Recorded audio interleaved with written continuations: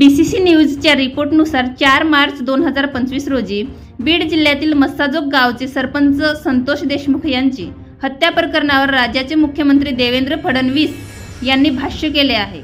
धनंजय मुंडे यांनी आपल्या पदाचा राजीनामा दिल्याची माहिती फडणवीस यांनी माध्यमांशी बोलताना दिली। देवेंद्र फडणवीस म्हणाले की राज्याचे मंत्री धनंजय मुंडे यांनी माझ्याकडे राजीनामा दिलेला आहे। त्यांचा राजीनामा मी स्वीकारलेला आहे आणि पुढील कारवाई करता राज्यपालांकडे तो पाठवलेला आहे। धनंजय मुंडे यांना राजीनामा स्वीकारून मुक्त करण्यात आले आहे।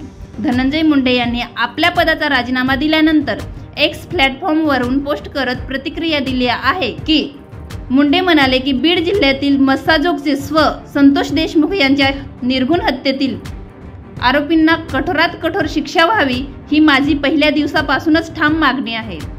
काल समोर आलेले फोटो पाहून तर मन अत्यंत व्यथित झाले।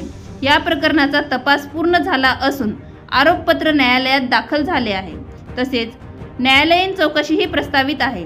माझ्या सद्विवेक बुद्धीला स्मरून आणि मागील काही दिवसांपासून माझी प्रकृती ठीक नसल्यामुळे पुढील काही दिवस उपचार घेण्याचा सल्ला डॉक्टरांनी दिलेला आहे। त्यामुळे वैद्यकीय कारणास्तव सुद्धा मी मंत्रिमंडळातून माझ्या मंत्रिपदाचा राजीनामा मुख्यमंत्री महोदयांकडे दिला आहे, असे धनंजय मुंडे यांनी म्हटले। मस्साजोगचे सरपंच संतोष देशमुख यांचं अपहरण करून त्यानंतर निर्घुणपणे हत्या करण्यात आली होती। राज्यभरात या घटनेचे पडसाद उमटले। अशातच देशमुख यांची हत्या करतानाचे फोटो समोर आले आहेत। अतिशय क्रूरपणे त्यांची हत्या केल्याचे चित्र या फोटोंच्या माध्यमातून पुढे आले आहे। हे फोटो सोशल मीडिया व्हायरल झाले आहेत। गुन्हे अन्वेषण विभाग CID या प्रकरणाचा तपास करत आहे। या प्रकरणात दाखल करण्यात आलेल्या आरोपपत्रात हे फोटो जोडण्यात आले आहेत। या फोटोमध्ये आरोपी देशमुख यांना अमानुष मार करताना दिसत आहेत, तर कोणी त्यांच्या शरीरावर पाय ठेवून फोटो काढला आहे। क्रूरतेची सीमा म्हणजे या फोटोमध्ये आरोपी देशमुख यांना मारहाण करत असताना दिसत आहे। फोटोमध्ये देशमुख यांचा चेहरा पूर्ण सुजलेला दिसत असून हे फोटो समोर आल्यानंतर विविध पातळीवर लोकांनी आपला तीव्र रोष व्यक्त केला आहे। अनेकांनी एक्स या प्लॅटफॉर्मवरून आपला संताप व्यक्त करत राज्याचे गृहमंत्री, मुख्यमंत्री देवेंद्र फडणवीस, उपमुख्यमंत्री अजित पवार यांना टॅग करत कायदा व सुव्यवस्थेवर प्रश्न मांडला आहे। या दरम्यान मनोज जरांगे पाटील यांनी 4 मार्च रोजी देशमुख कुटुंबियांची भेट घेतली। यावेळी संतोष देशमुख यांचे बंधू धनंजय देशमुख यांना अश्रू अनावर झाले। धनंजय देशमुख यांनी हे फोटो सोशल मीडियावर डिलीट करून टाकण्याची विनंती देखील केली आहे। या प्रकरणातील आरोपींना राजकीय पाठबळ असल्याचा आरोप वारंवार करण्यात आला। या प्रकरणात पोलिसांनी दाखल केलेल्या आरोपपत्रात वाल्मिक कराड हाच संतोष देशमुख हत्या प्रकरणातील मुख्य सूत्रधार असल्याचा स्पष्टपणे उल्लेख करण्यात आला आहे। वाल्मिक कराड हा महाराष्ट्राचे अन्न, नागरी पुरवठा आणि ग्राहक संरक्षण मंत्री धनंजय मुंडे यांचा विश्वासू सहकारी मानला जातो। कराड यांचं नाव समोर आल्यानंतर धनंजय मुंडे यांच्या राजीनाम्याच्या मागणीने चांगलाच जोर पकडला होता। अखेर त्यांनी आपल्या पदाचा राजीनामा दिला आहे।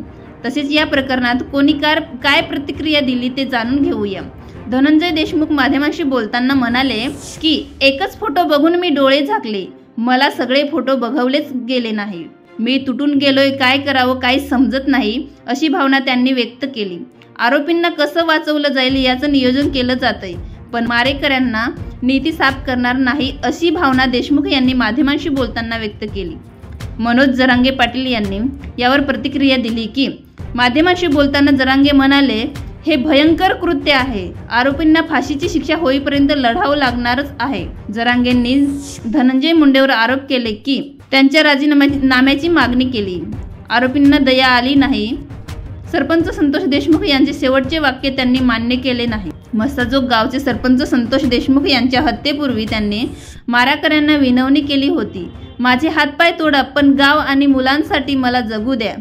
त्यांच्या कन्या वैभवी देशमुख यांनीही सांगितले की त्यांच्या वडिलांनी मारेकऱ्यांना विनंती केली होती की माझ्या मुलांसाठी मला जगू द्या, मला माझ्या गावासाठी जगू द्या। तसेच संतोष देशमुख यांच्या शेवटच्या भाषणाचा व्हिडिओ उपलब्ध आहे, ज्यात ते गावच्या विकासासाठी आणि गरिबांसाठी लढण्याची इच्छा व्यक्त करतात। BCC रिपोर्टनुसार अहवाल सादर सोबत CD प्राईम न्यूज। अशा दररोज ताज्या घडामोडी आणि ताज्या बातम्यांसाठी लगेच आपल्या CD प्राईम न्यूज चॅनेलला सबस्क्राईब करा। धन्यवाद।